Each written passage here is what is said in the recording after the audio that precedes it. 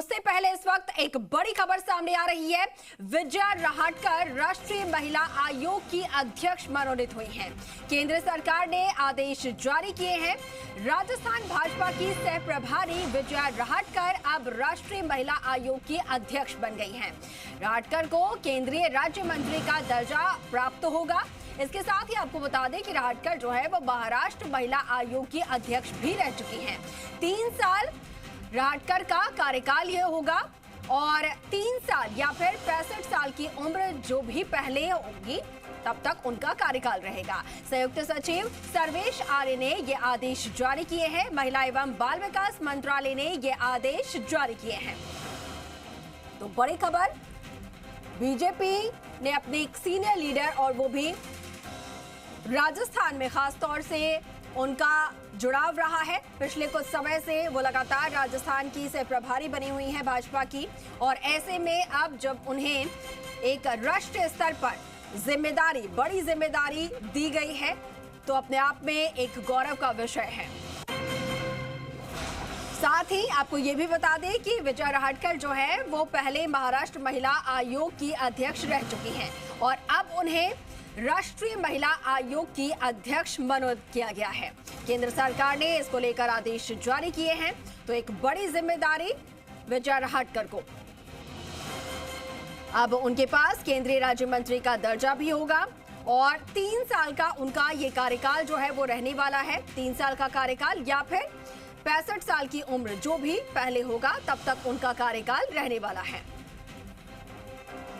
लगातार राजस्थान में बीजेपी को मजबूत करने की इनकी कोशिश रही। तमाम चुनावों में हमने देखा किस तरीके से उन्होंने हर एक जगह जाकर कार्यकर्ताओं के हौसले बुलंद करने का काम किया, उनमें नई ऊर्जा भरी और चुनाव में उनके रहते हुए इस बार फिर बीजेपी ने जीत हासिल करते हुए अपनी सरकार बनाई है। और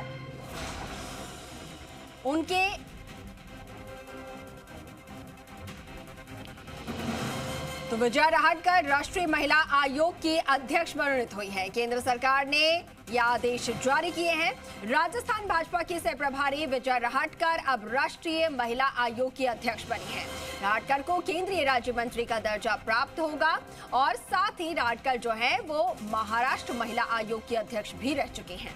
3 साल तक का उनका कार्यकाल जो है वो होगा और 3 साल या फिर 65 साल की उम्र जो भी पहले होगी तब तक उनका कार्यकाल रहेगा। और इसको लेकर महिला एवं बाल विकास मंत्रालय ने आदेश जारी कर दिए हैं। हमारे सहयोगी और ब्यूरो चीफ शशि शर्मा हमारे साथ फोन लाइन पर है। शशि, विजया रहाटकर जो कि राजस्थान से लगातार जुड़ी रही हैं, एक अहम जिम्मेदारी उन्हें राजस्थान में दी गई थी सह प्रभारी के तौर पर, लेकिन अब राष्ट्रीय स्तर पर उन्हें जिम्मेदारी मिली है राष्ट्रीय महिला आयोग के पद पर। क्या कुछ पूरी जानकारी है इससे जुड़ी हुई?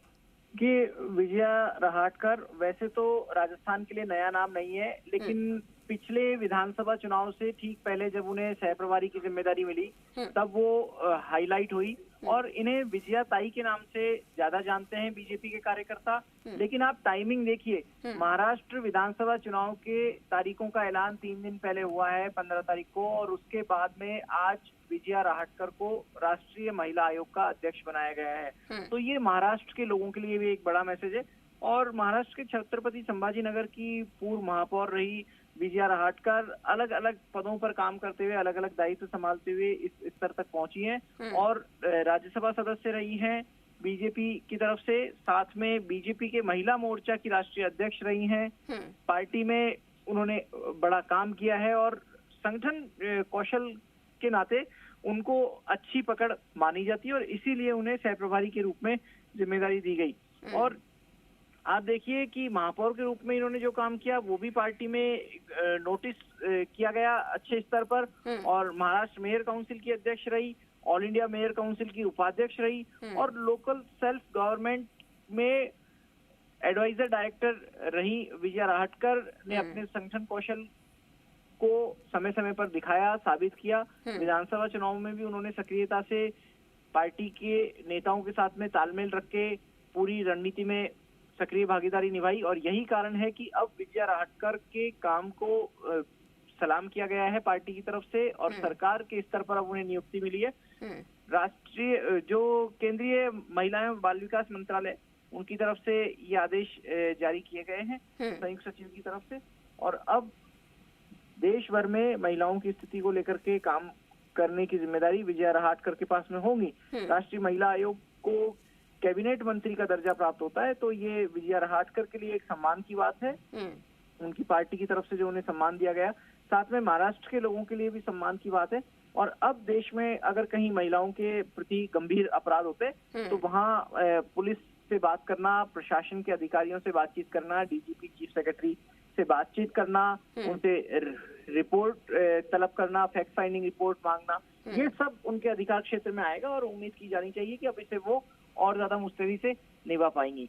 दरअसल विजया रहाटकर महिला अधिकारों की पैरोकार तो रही है, लेकिन संगठन के लिए भी उन्होंने बड़ा काम किया और संगठनात्मक काम को देखते हुए उन्हें आज ये जिम्मेदारी दी गई है। जी बिल्कुल, तो संगठनात्मक कामों को देखते हुए, उनका एक लंबा अनुभव जो रहा है, उनको देखते हुए उन्हें ये जिम्मेदारी जो है वो मिली है। इसके साथ ही शशि मोहन, क्योंकि अब पूरे देश भर में महिलाओं को सशक्त करने की, उनकी आवाज़ उठाने की, उनके लिए कहीं ना कहीं आवाज़ उठाने की जो जिम्मेदारी है वो विजया रहाटकर की रहने वाली है।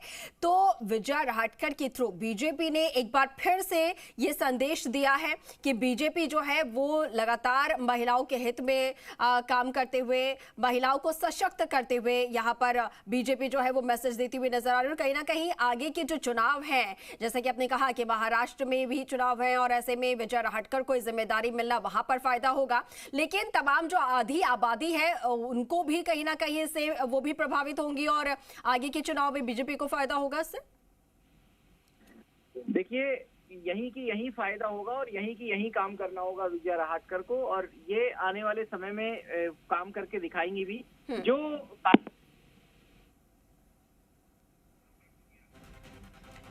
ठीक है, तो संपर्क टूट गया है, लेकिन ये बड़ी खबर है आज की। विजया रहाटकर, जिन्हें राष्ट्रीय महिला आयोग की अध्यक्ष बनाया गया है, एक बड़ी जिम्मेदारी है, बड़ी भूमिका जो है वो अदा करेंगी पूरे राष्ट्र से महिलाओं की आवाज को बुलंद करने का, या अगर कहीं उनके साथ कुछ बुरा हो रहा है तो मुखर बनकर उनकी आवाज उठाने का।